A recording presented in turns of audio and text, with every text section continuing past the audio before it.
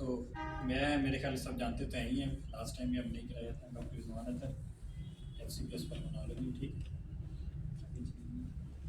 अच्छा, बेसिकली हमने last time जो डिस्कस किया था ब्रोंकियल अस्थमा क्या होता है, उसमें लेटेस्ट गाइडलाइंस क्या थी, ओल्ड की हमने क्लासिफिकेशन की थी COPD की। तो बेसिकली उसी को थोड़ा सा जल्दी क्विकली रिवाइज करेंगे, ज़्यादा टाइम तो नहीं लेंगे। सो डेफिनेशन जिस तरह आपको पता ही है, bronchial asthma is basically chronic year respiratory symptoms and variable expiratory air flow limitation. Word इसमें जो सोचने देखने वाला है वो है वेरिएबल। वेरिएबल का मतलब यहाँ पे ये है कि समटाइम पेशेंट को बिल्कुल सिम्टम नहीं होंगे और समटाइम वो इतनी सिम्टम्स के साथ वीजिंग के साथ आएगा कि आप कहेंगे कि ये पेशेंट कल तो बिल्कुल ठीक था, आज क्या सिम्टम। यही चीज़ ब्रोंकियल अस्थमा को COPD से डिफरेंशिएट भी करती है। COPD प्रोग्रेसिव है, अमूमन सिम्टम्स आपकी बढ़ती हैं टाइम के साथ और बहुत ज़्यादा डिफरेंसेस नहीं होते हैं अनलेस कि आपकी एक्सरसाइजेशन। ठीक है, नेक्स्ट। सो ये अब आप देख सकते हैं कि नॉर्मल एयर वे के अंदर आपको क्या कितना एयर वे का साइज़ कितना है, उसका डायमीटर कितना है, ब्लड वेसल्स ल्यूमन वगैरह कितना है। और जो आपका ब्रोंकियल अस्थमा में क्या होता है, म्यूकस सेल्स हो गए बिल्कुल नैरो सी आपकी ल्यूमन है, जिसमें से जब आप साउंड जो आपको वीजिंग आती है, आप जब सांस लेते हैं तो इसमें से गुजरती है, तो विजलिंग साउंड इस वजह से बनती है। अब इसको कंपेयर करें, ये एक ब्रोंकियल एस्थमेटिक पेशेंट का है और एक नॉर्मल है। तो जब ये स्पैज्म होगा आपके स्मूथ मसल्स का तो ये पिक्चर आएगी जिसको हम ब्रोंकियल अस्थमा कहते हैं। अच्छा, काजेस आपको डिफरेंट पता ही है, स्मोकिंग को भी इसमें डालते हैं, इनबॉर्न कुछ आपके डिसऑर्डर होते हैं उसकी वजह से भी होता है, स्मोक है, फिर एलर्जिक हैं, कुछ पेशेंट्स में फेमिलियर एटोपिक होता है उसकी वजह से होते हैं, पोलन है, आपकी कुछ इन्फेक्शन हैं, माइकोप्लाज्मा टाइप इन्फेक्शन हैं, रेस्पिरेटरी वायरसेस की इन्फेक्शन हैं, जिसकी वजह से आपको ब्रोंकियल अस्थमा होता है। आजकल जो एक आप देख रहे होंगे इन्फ्लुएंजा का स्ट्रेन चल रहा था, उसके बाद बहुत से पेशेंट आते थे आपके पास ब्रोंकाइटिस, आजकल तो न्यूमोनिक बहुत ज़्यादा हो वो रही भी है। आ रहे थे। तो वो बेसिकली AHR उसको हम कहते थे, एयरवे हाइपर रिस्पॉन्सिव। ठीक है जी, नेक्स्ट। अच्छा, इन्वेस्टिगेशंस का आपको पता है कि ब्रोंकियल अस्थमा बेसिकली डिपेंड करता है क्लिनिकल हिस्ट्री के ऊपर, पेशेंट की एग्जामिनेशन के ऊपर, और फिर कुछ टेस्ट हैं जो उसको ऑगमेंट करते हैं। आपका ब्रोंकियल अस्थमा का diagnosis should be based upon history. अच्छा, उसमें अब आप जिस तरह से अब ये केस हमने सैंपल प्रेजेंट किया कि 25-year-old मेल है with the complaint of dyspnoea, cough, wheezing, non smoker है, उससे सिम्टम्स मोस्टली विंटर्स में, जिस तरह बताया था ना वेरिएबल है, तो इसने हमें एपिसोडिक बता दिया, सीजनल बता दिया। तो जब एक पेशेंट एपिसोडिक आएगा, सीजनल आएगा, तो आपने हमेशा ब्रोंकियल अस्थमा की तरफ। ठीक है जी, नेक्स्ट करें। अच्छा, जब हमने उसकी हिस्ट्री ली तो वही चीज़ें जो मैं बता रहा हूँ कि वेरिएबल था, स्मोकिंग से हो भी सकता है, नहीं भी, स्मोकिंग इसको खराब भी कर सकती है। ठीक है जी। डायर्नल वेरिएशन है, डायर्नल वेरिएशन का मतलब मॉर्निंग पे सिम्टम्स और होती हैं, शाम को और होती हैं, दोपहर को और होती हैं। ठीक है। फैमिली हिस्ट्री है, एलर्जिक सिम्टम्स, एलर्जिक राइनाइटिस हो गया, छींकें आती हैं, नाक की कोई और इन्फ्लेमेशन, या स्किन के ऊपर आपको एटोपिक डर्माटाइटिस वगैरह उसके साथ भी आते हैं, पेशेंट को एलर्जिक सिम्टम्स वो भी हो सकते हैं। नेक्स्ट। तो सिस्टेमिक एग्जामिनेशन हमने जब उसका किया तो उस पर कुछ नहीं था एक्सेप्ट फ्यू वीजेस थी जो हम जिनको अप्लाई कहते हैं। अच्छा, एक्सरे कराया गया तो आप देखिए ये बिल्कुल एब्सोल्युटली नॉर्मल एक्सरे था। ठीक है, नेक्स्ट। अच्छा, उसके बाद हमने उसका पीक फ्लो रेट वगैरह देखा। अमूमन पहले देखते होते थे, अब इतना ज़्यादा एडवांसमेंट इतनी आ चुकी है कि हम ये कम देखते हैं कि फोर्सफुली उसको एक्सेल कराते हैं और देखते हैं कि उसका पहले कितना था, अभी कितना, ये आगे हम जाके करेंगे नेक्स्ट। तो ये बेसिकली अब आप देखिए, जब हमने उसका देखा तो लो PFR मीन्स ऑब्स्ट्रक्शन है। अब ये हमें ये नहीं बताएगा कि ये ब्रोंकियल अस्थमा की वजह से है या ये आपकी COPD है या ब्रोंकियोलाइटिस, ये तीन कंडीशन है जिनमें आपकी ऑब्स्ट्रक्शन होती है। तो ये अमूमन PFR आपका कम होता है ब्रोंकियल अस्थमा, इन तीनों कंडीशन में कम होगा। उसके बाद हमने क्या किया, स्पायरोमीट्री की। स्पायरोमीट्री में हमने पोस्ट ब्रोंकोडायलेटर रिवर्सिबिलिटी कर ली, जो हमने कहा था कि 12% अगर आपकी एक ऑब्स्ट्रक्शन से ज़्यादा आएगी तो हम कहेंगे कि सिग्निफिकेंट ब्रोंकोडायलेटर रिवर्सिबिलिटी है, या 200 ml कहते हैं, जिसको पहले 400 कहते थे और 1500 कहते थे। अब उसकी वैल्यूज उन्होंने कम करके 12% और 200 ml कर दिया। अगर ये इससे ज़्यादा आपने बेस लाइन पर स्पायरोमीट्री कराई, उसमें FEV1 देखी, और जब आपने ये कराई इसमें FEV1 देखी, अगर ये इससे ज़्यादा है और इससे ज़्यादा, तो हम कहेंगे कि पॉजिटिव ब्रोंकोडायलेटर रिवर्सिबिलिटी। ठीक है, और ये टुवर्ड्स ब्रोंकियल अस्थमा चला जाएगा। अच्छा, कुछ पेशेंट्स होते हैं जिनको हम अस्थमा COPD ओवरलैप कहते हैं, जिनमें ये हो सकती है, तो उसको हम ओवरलैप में डालते हैं, वो थोड़ा सा कन्फ्यूजिंग है, उसको हम स्किप करेंगे। ठीक है जी। अच्छा, स्पायरोमीट्री आपने देख ली, ये बेसिकली एक नॉर्मल पिक्चर है। आपने ये पीक एक्सपिरेटरी फ्लो रेट है उसका, ये एक्सपिरेटरी लूप है, ये आपके एक्सपिरेटरी लूप है। ठीक है जी, एक्सपिरेशन पे बनता है, ये एक्सपिरेशन पे बनता है। ये फेफ है, जो फेफ 25 और 75 जो मिड पोर्शन है इसको फेफ 25-75% कहते हैं, जो स्मॉल एयरवे डिजीज जिसमें ब्रोंकियल अस्थमा आता है, ब्रोंकियोलाइटिस आता है, उसमें ये एरिया ज़्यादा इफेक्टेड होता है। नेक्स्ट, ये बात करने का मकसद ये है कि अब आप देख रहे हैं ये जो एरिया है यहाँ पे ये कम हुआ है सेंटर वाला, तो ये बेसिकली एक कॉमन ऑब्स्ट्रक्टिव पिक्चर है। किसी भी सीओपीडी में भी ऐसी सी नजर आएगी, ब्रोंकियल अस्थमा में भी ऐसी सी आएगी। लेकिन इसमें अब आप ये देख रहे हैं, ये जो दूसरी लाइन है ये पोस्ट ब्रोंकोडायलेटर कर्व है। पहले अगर हम इस पे यहाँ पे देखें, ये बेसिकली हमारा वॉल्यूम बता रहा है जो आपकी एयर आ रही है। अब यूं ये दूसरी तरफ जाएगी तो आपका वॉल्यूम एयर का ज़्यादा हो रहा है, तो ये सिग्निफिकेंट नॉर्मली इसका इतना था, पोस्ट ब्रोंकोडायलेटर उसका ज़्यादा हुआ है, दैट मीन्स कि 200 ml से ज़्यादा बढ़ा है, तो सिग्निफिकेंट ब्रोंकोडायलेटर है और क्लासिकल ब्रोंकियल अस्थमा के अंदर। अच्छा, पीएफआर हम देखते हैं कि वही 20% इंक्रीज पीएफओ 15 मिनट साल्ब्यूटामोल वगैरह या इब्राट्रोपिन वगैरह से करके अगर वो आ रहा है तो भी स्टेरॉइड इनहेलेशनल स्टेरॉइड भी 4 वीक्स डेली कर सकते हैं। ये भी मकसद वही होता है कि आपकी एफईबीसी बेहतर होगी। नेक्स्ट, अच्छा, एस्थमा की मैनेजमेंट बहुत ही आसान सी है, जीना गाइडलाइन ने बहुत आसान कर दिया, हम डायरेक्ट उस पर जाएंगे। नेक्स्ट करेंगे, आगे जाएंगे। ये हमारे पास डिफरेंट ऑप्शन हैं, हम सिर्फ उसको करेंगे ताकि आपके लिए थोड़ा सा, ये है बेसिकली 2023 की। नेक्स्ट, जीना गाइडलाइंस बेसिकली हम यूज़ करते हैं ब्रोंकियल अस्थमा के लिए। ये एक चार्ट है कि जो बता रहा है कि सिम्टम्स, हमने साइड इफेक्ट सारी चीज़ें देखनी है, उसकी तकनीक देखनी है, फिर उसके कोमॉर्बिड देखने हैं, फिर हमने उसके हिसाब से अपनी ट्रीटमेंट करनी है, जो फार्माकोलॉजिकल भी है, नॉन फार्माकोलॉजिकल भी। ठीक है, नेक्स्ट करेंगे। अच्छा, ये बस अब आपको जीना गाइडलाइन में आना चाहिए। 2 पाथवे हैं, best one is this one, step 1 से लेके 5 तक, और सेकंड अल्टरनेटिव जो पाथवे है, जो पुराना भी पाथवे था जो आप लोगों ने पढ़ा भी होगा, वो ये बता। लेटेस्ट जीना गाइडलाइन में उन्होंने इंक्लूड कर दिया स्टेप 1-2। ठीक है, स्टेप 1-2 को उन्होंने ये कर दिया, आप नीचे देख रहे हैं, स्टेप 1 अलग था, 2 अलग था, 3-4 अलग था।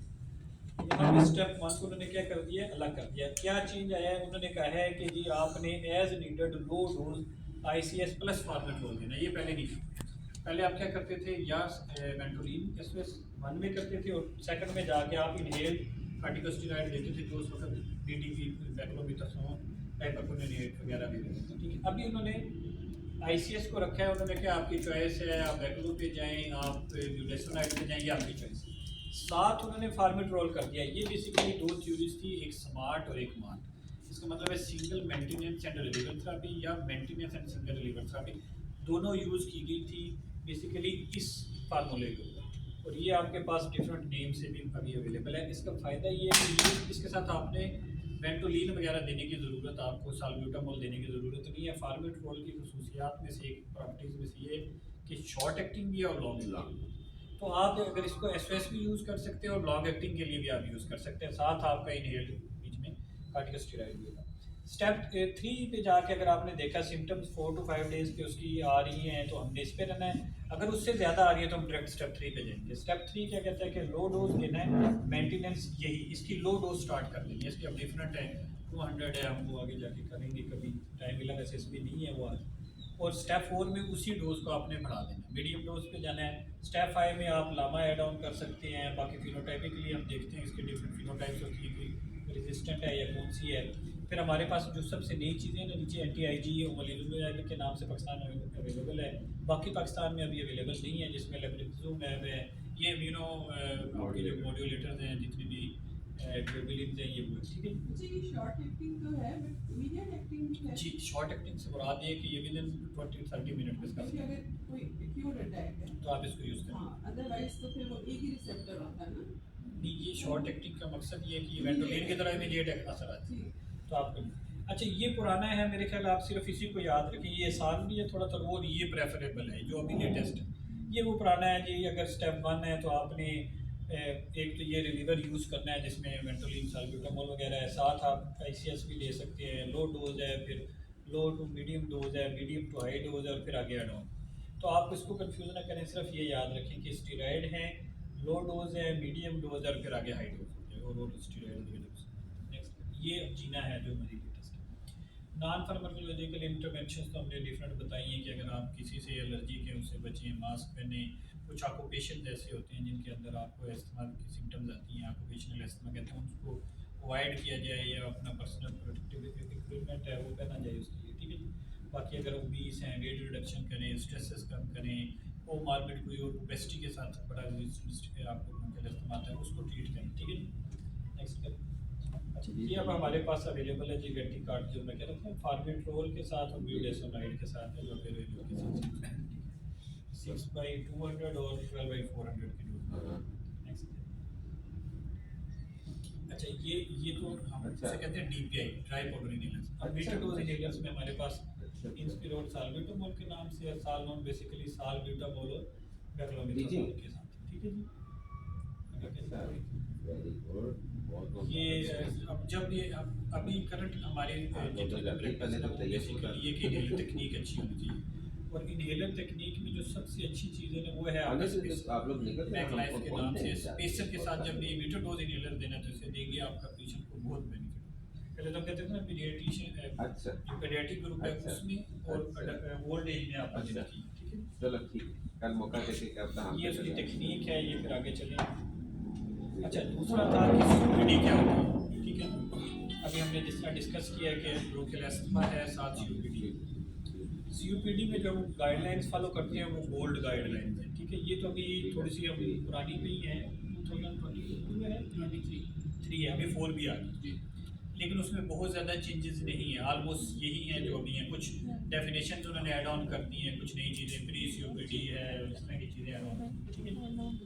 सीओपीडी की देखें ना, इसकी डेफिनेशन क्या है, persistent respiratory symptoms and air flow, ठीक हो गया। और एल्वियोलर और एयर फ्लो दोनों भी हो सकते हैं, एक भी हो सकती है, अबनॉर्मलिटीज के साथ आती हैं। और एक्सपोजर टू नॉक्शियस पार्टिकल्स और गैसेस के साथ होता है। और इसमें लंग डेवलपमेंट भी अब नई डेफिनेशन में उन्होंने डाला है कि बच्चों में कई प्री मेच्योर जो पेशेंट्स होते हैं उनमें बच्चों के अंदर भी ब्रोंकियल आपका सीओपीडी अर्ली एज पे आता है, उसको अर्ली ऑनसेट सीओपीडी उन्होंने नई जो अभी 24 की गाइडलाइन है जिन्होंने उसमें डाल दी अर्ली ऑनसेट सीओपीडी कहते हैं। पहले हम कहते थे ना कि 40-45 प्लस के आता है, अब उन्होंने अर्ली में भी डाल दी है। और एक प्री डायबिटीज़ की तरह प्री सीओपीडी भी है। कुछ पेशेंट्स होते हैं जो सीओपीडी में की तरफ जा रहे होते हैं, प्री डायबिटीज जिस तरह कहते हैं ना डायबिटीज़ हो जाएगी 5 से 10 साल बाद, उनको भी सीओपीडी हो जाती है 5 से 10 साल, ठीक है। ये नई में आ गई। अब इसमें अब आप देखिए एक चीज मैं रोकना चाहूँगा, आप मुझे बताइए आजकल हम सारी प्रेगनेंसीज में 38 वीक पे 12 मिलीग्राम शाम लगवा देते हैं। 90% मैंने देखा है क्या चीज़, डेक्सामेथासोन फिर का लंग डेवलप हो जाएगा, ठीक है, उसका इफेक्ट आता है। फिर इसके बाद यहाँ भी बाद में पता लगेगा कि आप लंग्स के ऊपर बेसिकली लगाते हैं सफोकेट के लिए, लंग मेच्योरिटी के लिए, उसका इससे सिंगल डोज से कोई असर नहीं है। वो सिर्फ या कई पेशेंट्स होते हैं ना नहीं, प्री मेच्योर होती है, प्री मेच्योर है ना, तो वो अगर उसका लंग ज़्यादा बेहतर डेवलप हो रहा है तो इन द लॉन्ग रन कोई फायदा है कुछ सर्फेक्टेंट के कोलैप्स होने की वजह से वो लगा नहीं, कुछ भी नहीं होता, ये दिल की तसल्ली देता और कुछ नहीं। वो आपकी लंग को वीक कर सकता है, उस स्टेरॉइड से उसने क्या करना है, प्री मेच्योर में सर्फेक्टेंट कर रही है। अच्छा जी, ये अब आप देख रहे हैं जी, ये एक नॉर्मल है और इसमें आप देखिए इसमें भी ल्यूमन नैरो है, लेकिन इसमें वजह स्मूथ मसल की कंस्ट्रक्शन नहीं है जिस तरह ब्रोंकियल अस्थमा में होती है, इसलिए उसमें हम लाबा या साबा ज़्यादा यूज़ करते हैं जो बीटा एगोनिस्ट है, ठीक है। इसमें आपका जो सब म्यूकोजा और उसमें जो म्यूकस सेल्स है ना वो ज़्यादा हो जाते हैं स्मोकिंग की वजह से या कोई इरिटेंट ले रहे हैं उसी वजह से म्यूकस प्रोडक्शन भी ज़्यादा होती है, ल्यूमन भी ज़्यादा होता है। और मैकेनिज्म इसमें भी यही है कि आपके एयरवे नर्विंग, ठीक है। लेकिन ये ज़्यादा पिक्चर है chronic bronchitis part of COPD, जो एम्फाइसीमा पार्ट होता है सीओपीडी का, उसमें एल्वियोलर सैक्स और डक्ट और उनके डैमेज होता है, ठीक है। तो ये दोनों डिफरेंट टर्मिनोलॉजी है, लेकिन सीओपीडी ओवरऑल कहते हैं। अभी थर्ड उसमें ब्रोंकियोलाइटिस भी आ चुका है, ठीक है जी। अभी ये एम्फाइसीमा, ये इन्होंने क्रोनिक ब्रोंकाइटिस है, एम्फाइसीमा में वो ये बता रहा है कि ये एल्वियोलर सैक्स जो है ना वो बड़े होते हैं, ठीक है। ये अगेन आपको पता है स्मोकिंग सबसे बड़ा है, इंडोर आउटडोर पोल्यूशन जो है, लो बर्थ रेट वहाँ पे बता रहे हैं, कुछ वायरल इन्फेक्शन हैं, एलर्जिक हैं, बाकी टोबैको यूज़ है। अच्छा इसमें ना सिर्फ ये हम जो लेते हैं बीनी वगैरह है जिस तरह से, या नस्वार है, इससे भी होता है, ठीक है ना, नस्वार भी सीओपीडी कर सकती है। ये बाकी डिफरेंट फैक्टर्स हैं जो कर सकते हैं। इसमें मेंशन है जो हाउस होल्ड हम सारा दिन आजकल बहुत शहरों में भी शुरू हो गया, लकड़ियाँ जलाते हैं घरों में, वो सारा कुछ है, पीछे करेंगे, ये इसमें सारा आता है, ये पीछे करो, पीछे करो, ऐसे और ये रोटी पका रही है। अच्छा ठीक ये है, हम और ये विकेट लिया तो लेकिन इन वो मैंने कहा ना इंडोर आउटडोर सारी इंक्लूडेड है कहते हैं ना। कई लोग हैं जो जिस तरह पट्टों पे काम करते हैं उनमें ज़्यादा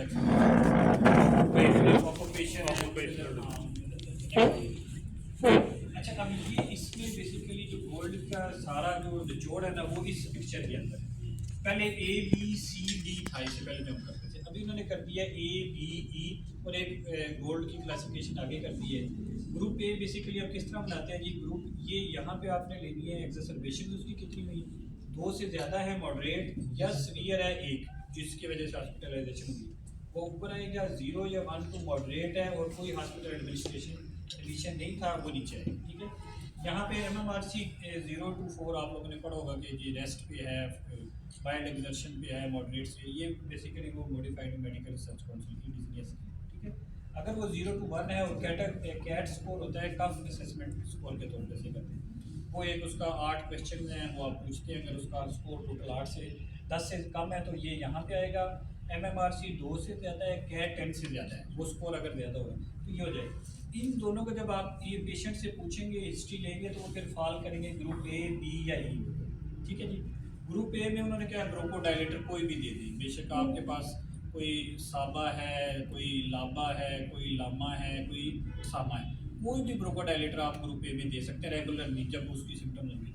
लेकिन इस पेशेंट में इस ग्रुप में बहुत कम पेशेंट आते हैं, ज़्यादा ई के हैं या फिर बी के, जो हमारे पास आपके पास उसमें वो क्या कहता है ग्रुप बी में या तो लाबा दे प्लस लामा दे। ठीक है, आगे हम इसको वैसे डिटेल से जाएं तो इसमें भी 4 पोर्शन हैं, मैं उस पर नहीं जा रहा, सिर्फ आप याद रखें लाबा प्लस लामा दे। ठीक है, ग्रुप ई कहता है लाबा प्लस लामा दें प्लस इनहेल्ड कार्टिकोस्टेरॉइड दे दें अगर इओसिनोफिलिक काउंट 300 से ज़्यादा है। अगर कम भी है तो भी आप इनहेलेशनल स्टेरॉइड दे के ट्राई कर सकते हैं कि अगर उससे रिस्पांस बेहतर होता है या नहीं होता। इसी के अंदर फिर कुछ एंटीबायोटिक्स हैं जिसमें हम एजिथ्रोमाइसिन देते हैं, रॉफ्लूमी लास्ट एक ड्रग आती है जो इस ग्रुप ई के पेशेंट्स में COPD में देते हैं। ठीक है, इसमें सिर्फ इतना ही याद रखना है कि ग्रुप ए बहुत कम आपके पास आएगा, ग्रुप ए नॉर्मली प्रेजेंट नहीं करते, ज़्यादा B E करते हैं, पहले E की जगह C D होते थे, वो भी इसी तरह डिवाइडेड किए हुए थे। ठीक है जी, यहाँ ये चीज़ समझ आइए सब। तो इसमें बेसिकली अब आप देखें ना इसमें स्टीराइड को एंड पे रखा गया है और वो भी कंडीशनल है कि अगर आपका यूसिनोफिलिक काउंट क्यों, क्योंकि इसमें स्टीराइड वाला मैकेनिज्म ही नहीं है आपका जो COPD के पेशेंट्स होते हैं। और दूसरा जिन लोगों ने स्टीराइड ज़्यादा दिए हैं इन COPD पेशेंट में इंसिडेंस ऑफ निमोनिया बढ़ जाता है, इसके ऊपर स्टडी देखा तो उसको अवॉइड किया जाता है, या आप लामा देते हैं प्लस लामा देते हैं। इसमें भी हमेशा याद रखना जब भी देना है तो अगर कार्डियक पेशेंट है तो कोशिश करें लामा ना लोन दिया जाए, लामा दिया जाए।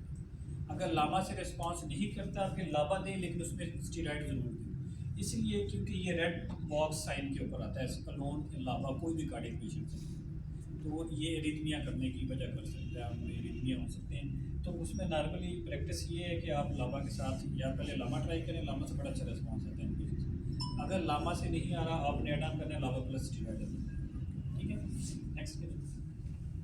अच्छा, इन्वेस्टिगेशन आपको COPD की पता ही है, एजिथ्रोमाइसिन कितना साल से जितना मर्जी जब तक अगर रिस्पांस अच्छा आता है। ये पेशेंट्स वो होते हैं जो ग्रुप ई में फॉल करते हैं, इनका life span with in 2-3 year से ज़्यादा नहीं होता, ये ऑक्सीजन के ऊपर होते हैं, कार्ड ले रहे होते हैं, तो इनमें तो आप जितना मर्जी लंबा अर्सा दे सकते हैं, कोई चीज़। उसकी डोज भी कम होती है, डोज भी ज़्यादा नहीं होती और वो डेली की डोज नहीं होती, अल्टरनेटिव डोज होती है, 3 डेज अ वीक देते हैं तो वो चलती है। अगर आपका 3 मंथ में देख रहे हैं कि एस्थमा या COPD के पेशेंट में आपने दी और उसके एक्सरबेशंस कम हो रही हैं तो फिर आपने लाइफ लॉन्ग नहीं, एजिथ्रोमाइसिन लाइफ लॉन्ग नहीं है। अच्छी देती है। अच्छा जी, अभी वो क्वेश्चन करते हैं, ये थोड़ा सा मैं करूँगा उस पर भी आते हैं, आपके सारी क्वेरीज। अच्छा, अब ये उसी तरह से हमने एक केस प्रेजेंट किया जो 52 ईयर ओल्ड मेल था, डिस्निया का फ्रीजिंग स्मोकर था और सिस्टम परसिस्टेंट थी, जिस हमने उस पर क्या कहा था, नॉन स्मोकर था और वेरिएबल सिम्टम्स के साथ। ठीक हो गया, नेक्स्ट करेंगे। अच्छा, हिस्ट्री अगेन ली हमने, उसने हमें सारी दी। अब ये अस्थमा के लिए आपको हमने डाल दिया कि आप उसको कंपेरिजन कर सकें। उसमें वेरिएबल सिम्टम्स थी, स्मोकिंग में भी और मे नॉट भी। इसमें मोस्टली स्मोकर्स होते हैं, बायोमास का एक्सपोजर होता है जितना हम बात कर रहे थे। अच्छा, कोई डायरनल वेरिएशन या सीजनल वेरिएशन नहीं होगी, इसमें एलर्जीज हो भी सकती हैं और नहीं भी हो सकती, लेकिन एस्थमा में woman most of the time allergy. Family history में इसमें प्रेजेंट नहीं होती एक्सेप्ट कुछ फैमिली डिजीज है। अच्छा, एग्जामिनेशन के ऊपर अगर आप COPD की करेंगे जिस तरह उसमें हमने कहा था डिजीज होगी, इसमें हमारे पास अमूमन क्वाइट ब्रेथ साउंड्स हम वर्ड यूज़ करते हैं वो होती है, या रीज भी हो सकती है। बैरल शेप चेस्ट होती है और एम्फाइसीमा में थिन लीन होता है, क्रोनिक ब्रोंकाइटिस वाले ओवरवेट साइक्लिक पेरिफेरल एडीमा अगर लंग के हार्ट नहीं, वो इतना ज़्यादा नहीं होगा, इसकी तरह से नीचे होगा। नेक्स्ट आप एक काम करो ना, Panadol extra tablets, Panadol extra, ठीक है। अच्छा, अब ये आपने जैसे कहा था ना एस्थमा में आपका एक्सरे ऑलमोस्ट नॉर्मल होता है, ठीक है। सीओपीडी का आप देखिए, अब सीओपीडी का देखें रेगुलर हार्ट है आपका, 2 लाइन डायफ्राम है, हाइपर इन्फ्लेटेड है, हाइपर इन्फ्लेटेड क्या मोर देन 6 रिब्स आपकी ज़्यादा आ रही है, ठीक है। ये हाइपर इन्फ्लेशन को छोड़, नहीं कोई नहीं, तो ये 4 फाइंडिंग इसके अंदर है जो इसमें वो ऑलमोस्ट नॉर्मल है। तो ये क्लासिकल है सीओपीडी जो एम्फाइसीमा का पेशेंट है। अगेन पीएफआर का मैंने बताया था किसी भी ऑब्स्ट्रक्शन डिजीज में कर सकते हैं। नेक्स्ट वही अगेन वो लो ज़्यादा होगा। अच्छा, ये अभी उसी तरह से हमने स्पायरोमीट्री की, तो हमने फेस्ट 2575 पे देखना भी करें। अब ये आपके अस्थमा में था, ये पिक्चर ऑलमोस्ट ऐसी सी इसमें आएगी, नी साइन कहते हैं उसे, लेकिन ये पोस्ट ब्रोंकोडायलेटर रिवर्सिबिलिटी थी इसकी, लगाएं जी सीओपीडी का आएगा ये। अब देख रहे हैं ऑलमोस्ट सेम वही portion mid part of the inspiratory loop है ना, एक्सपिरेटरी लूप सॉरी, वो इफेक्टेड है, ठीक है। और ये यहाँ पे ब्रोंकोडायलेटर नहीं है, इसके रिवर्सिबिलिटी नहीं है इसके साथ, तो हमने क्या कह दिया कि सीओपीडी, ठीक है।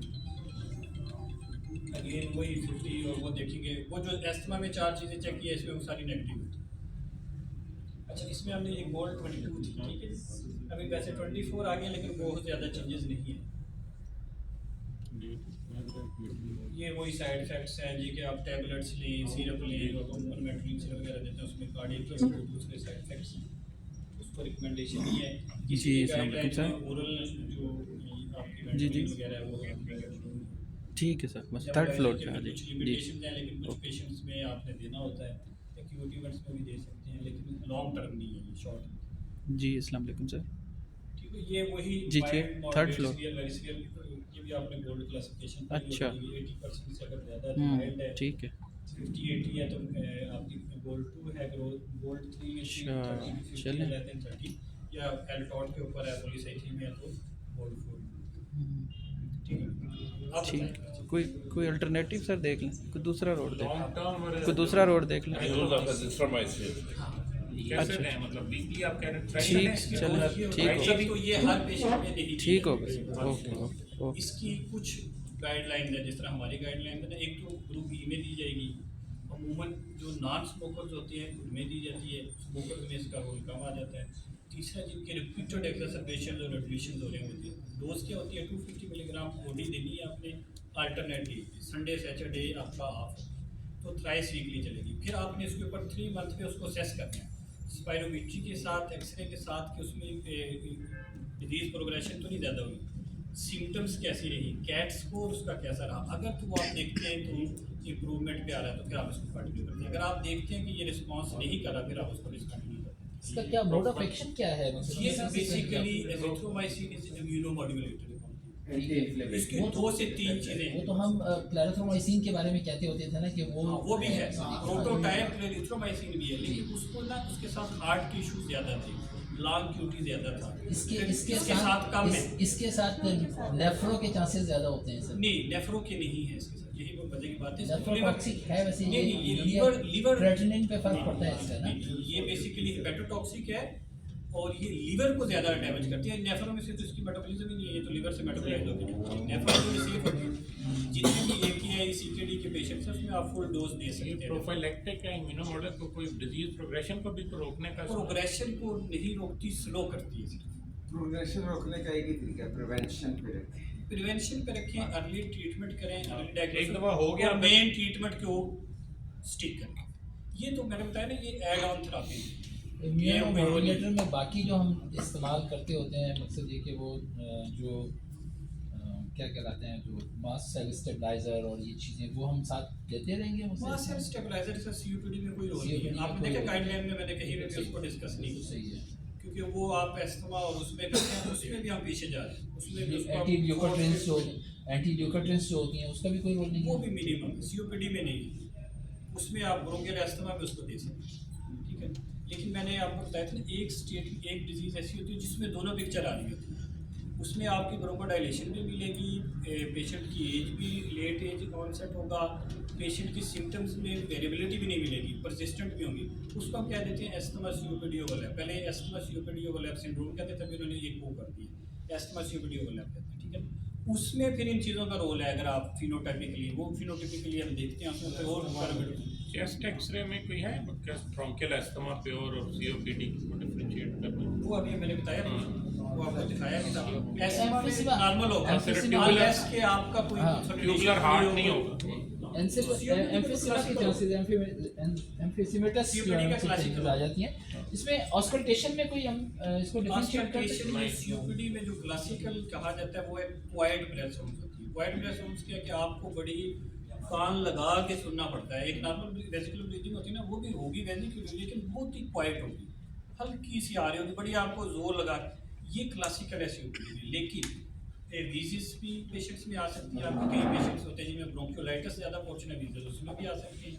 और अगर कोई साथ और फाइंडिंग है निमोनिया के साथ है तो उसकी फाइंडिंग अलग। लेकिन क्लासिकल वीज में इंस्पायरेशन में वीज और एक्सपायरेशन में वीज, ये थोड़ा सा डिफरेंशिएट बाज़ लोग करते होते हैं कि इंस्पायरेशन में अगर वीजिंग आ रही है तो वो एस्थमेटिक है, और एक्सपायरेशन में अगर वीज आ रही है तो वो ब्रोंकिड है। Wheeze is defined as any whistling sound produced while you are expiration. Inspiration बिल्कुल है। Inspiratory जो wheeze होती है ना, it is called stridor. जी बिल्कुल। वो आपकी अपर एयरवे से आती है, ठीक है। उसमें स्ट्राइडर आपने- एक टोटली अलग चीज़ है ना सर। नहीं, नहीं, ये जो है ना When you call it- COPD और एस्थमा ये दोनों ऑब्स्ट्रक्टिव एयरवे डिजीज हैं। दोनों की Obstructive एक इसमें एक क्लासिकल आपकी जो हाँ। ब्रेथ साउंड होंगी ना, they are wheeze, they are expiratory sound, they are not expiratory हैं। जब आप कई पेशेंट्स आपके पास आएंगे जिनमें Stridor तो एक STOPD totally अलग इतना चीज़ है ना सर। ओवर जी स्ट्राइडर तो एक टोटली अलग चीज़ है। नहीं यही तो मैं आपको बताना चाह वही रहा ना। हूँ। स्ट्राइडर इज वो तो आपके बेसिकली वोकल कॉर्ड से आ रही है ना। नहीं वो हाँ। ट्रेकिया से ऊपर ट्रेकिया से भी आएगी, उससे लेके- मेन ट्रेकिया से जो ऊपर इंस्पिरेशन पे साउंड आएगी, इट इज स्ट्राइडर। स्ट्राइडर के डिफरेंशिएट वो restrictive airway disease वो में ब्रोंकियल restrictive अस्थमा है। की कुछ डीडीज होती है, ब्रोंकियल अस्थमा की कुछ डीडीज होती है जिसमें वोकल कॉर्ड डिसफंक्शन आता है, बिल्कुल अस्थमा की तरह आएगा। इंस्पिरेटरी वीज भी होगी, एक्सपिरेटरी वीज भी होगी, लेकिन वो वोकल कॉर्ड के लेवल एक पेशेंट फिर इसी तरह से ब्रोंकियल अस्थमा की डीडी में हम डालते हैं जिस तरह कार्डियक अस्थमा है, उसमें भी आप क्योंकि वो थ्रू आउट कंजेशन होगी, आपको इसमें लोअर जो स्मॉल एयरवेज है उसकी भी और लार्जर एयरवेज दोनों की इन्वॉल्वमेंट। फिर अगर ब्रोंकियल अस्थमा की सीवियरिटी इतनी ज़्यादा हो चुकी है कि जिसमें लोअर एयरवेज भी और आपके अपर एयरवे की इन्वॉल्वमेंट भी हो रही है, तो उसमें भी आपको दोनों वीज मिल सकते। Classically wheeze is expiratory zone, it is not expiratory. पहली बात, expiratory is always upper airway and it is mostly या restrictive disease, restrictive airway disease में रिस्ट्रिक्टिव एयरवे डिजीज उसमें होती है ना, उसमें वीज नहीं होती, नहीं उसमें आपको फाइन क्रेप्ट्स मिलते हैं। रिस्ट्रिक्टिव कौन से आईएलडी, अनलेस के आपको साथ में दो चीज़ें भी मिलती हैं। मिसाल के तौर पे एक टर्मिनोलॉजी हम यूज़ करते हैं combined pulmonary fibrosis emphysema CPFE। जो स्मोकर्स होते हैं ना, आप आईएलडी सिगरेट भी करती है और आपका जो एम्फाइसीमा है वो भी करती है। उन पेशेंट्स में दोनों चीज़ें मिलती हैं, उसमें मिल सकती है आपको, ठीक है। उसमें फिर लेकिन साथ क्रेप्ट्स मिल रहे हैं, क्रेप्ट्स के साथ भी ठीक है। वो बस कर